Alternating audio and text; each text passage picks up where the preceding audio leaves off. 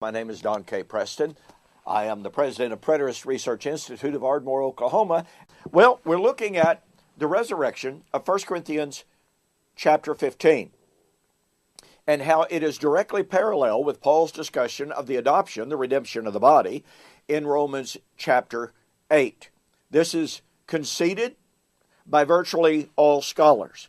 The tragedy of it is, it seems to me, is that the scholars, number one, they overlook the immediate context.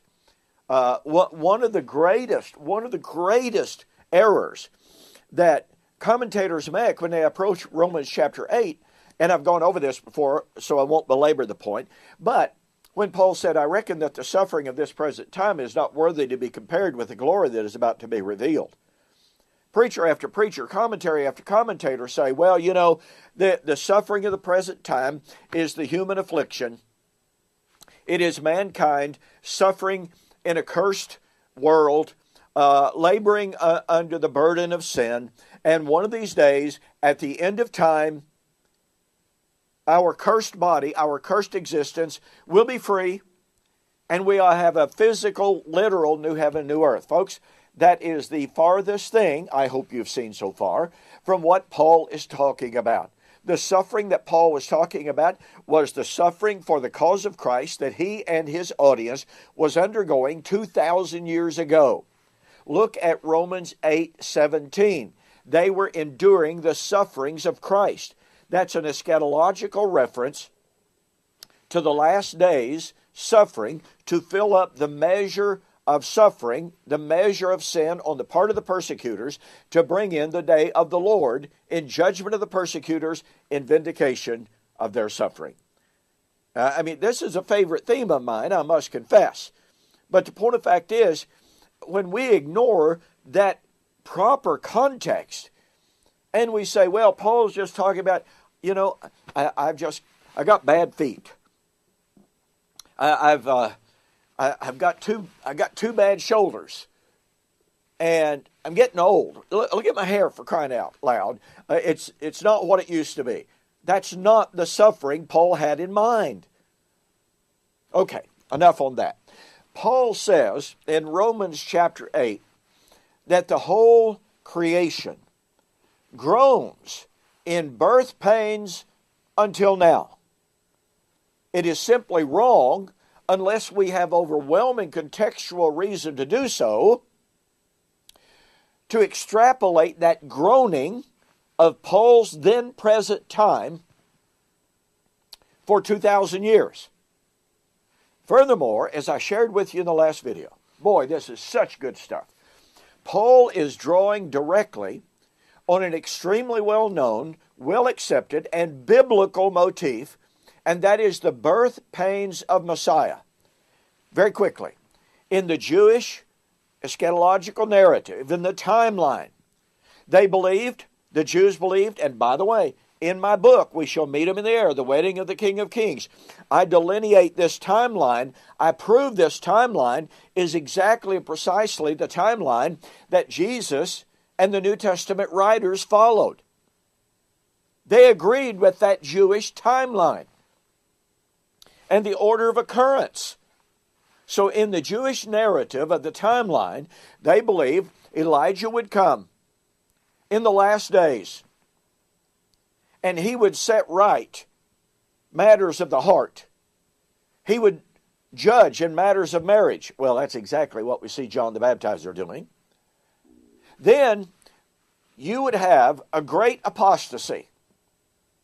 Well, you ought to consider carefully Jesus' words in Matthew chapter 12, 43 to 45, where he said that his generation was the worst generation of Israel ever. That's not a great apostasy? You see, there are two elements of the great apostasy. I won't go into that here. Number three, you have the Great Tribulation.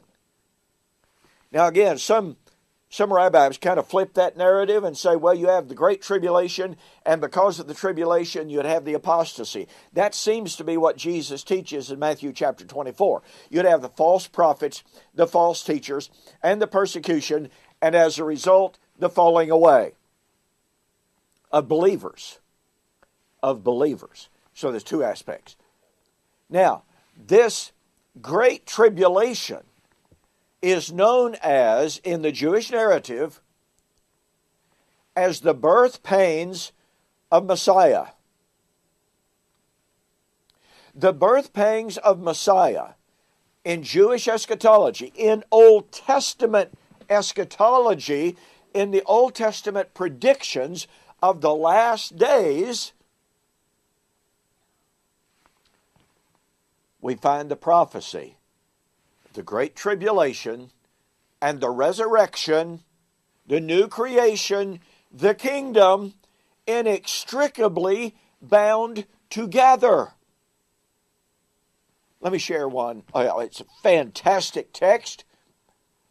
For years and years, I ignored the power of this text. That was my own ignorance at work. Jeremiah chapter 30. Now keep in mind, the historical context is the 10 northern tribes have already been carried off into Assyrian captivity. Judah is about to be carried off into Babylonian captivity. So you're about to see the dissolution of the nation of Israel. But watch what the Lord promised. Jeremiah chapter 30.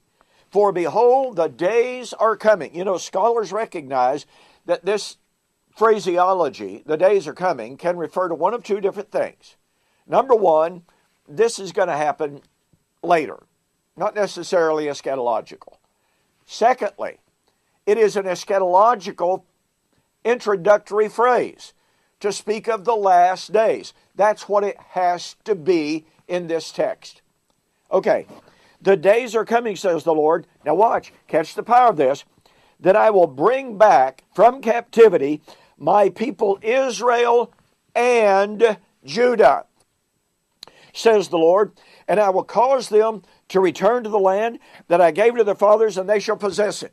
Folks, this is messianic prophecy, because in messianic prophecy, all 12 tribes would be reunited.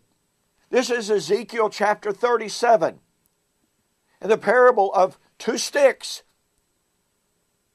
being bound back together. What is that prophecy? What is the prophecy of the valley of dry bones? This is a whole house of Israel standing once again, being restored once again unto Messiah. Oh, but it's not only, that being restored unto Messiah is the kingdom. Watch this now. Jeremiah chapter 30, verse 5. Now remember, this is in the day of the restoration of all 12 tribes. This is Romans 11, 25 to 27. I have heard a voice of trembling, of fear and not of peace. Ask now and see whether a man is ever in labor with a child. Has a man ever been pregnant? Why then do I see every man with his hands on his loins like a woman in labor, and all faces turn pale? Alas, for that day. What day? The day of the restoration of Israel. But wait a minute. The day of the restoration of Israel is the kingdom, as we're going to see. Folks, the day of the restoration of the kingdom is the resurrection. Kingdom and resurrection go together. You can't divide them. You can't separate them. You can't divorce them. That day is great, so that none is like it. It is the time of Jacob's trouble, but he shall be saved out of it. Wait a minute. You got the great tribulation, but Israel saved out of it? Well, not all of them. The remnant of all of them. And we find that down in verse 11, I think it is. But watch this. It shall come to pass in that day. In what day? Judah and Israel restored, the great tribulation. It shall come to pass in that day, says the Lord, I will break his yoke. That's the enemy of God's people. Burst your bonds. Foreigners shall no more enslave you. For they shall, watch this, catch the power, they shall serve the Lord their God and David their king. This is messianic. This is kingdom prophecy. But what comes first? The great tribulation. Listen, you absolutely got to catch this. There is an unbreakable bond, an inseparable connection between the Great Tribulation, the birth pangs of Messiah of Romans chapter 8, and the resurrection. I mean, after all, that's what Paul's talking about, isn't it? The whole creation groans in birth pains until now. But his now was going to give way to what? The glory that was about to be revealed. Resurrection.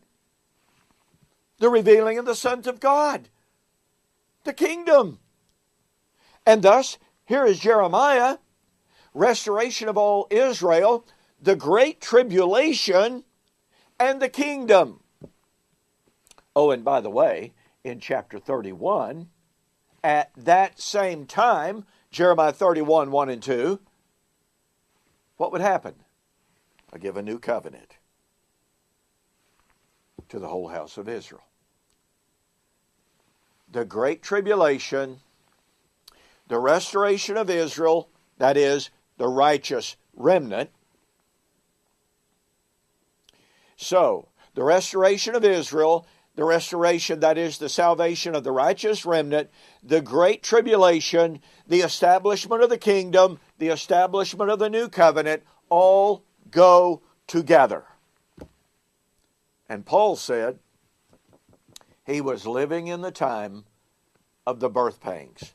Oh, and Jesus was emphatic on this, and we will pick this idea, this motif, and this theme of the great tribulation, the kingdom, and the resurrection. We'll pick this up.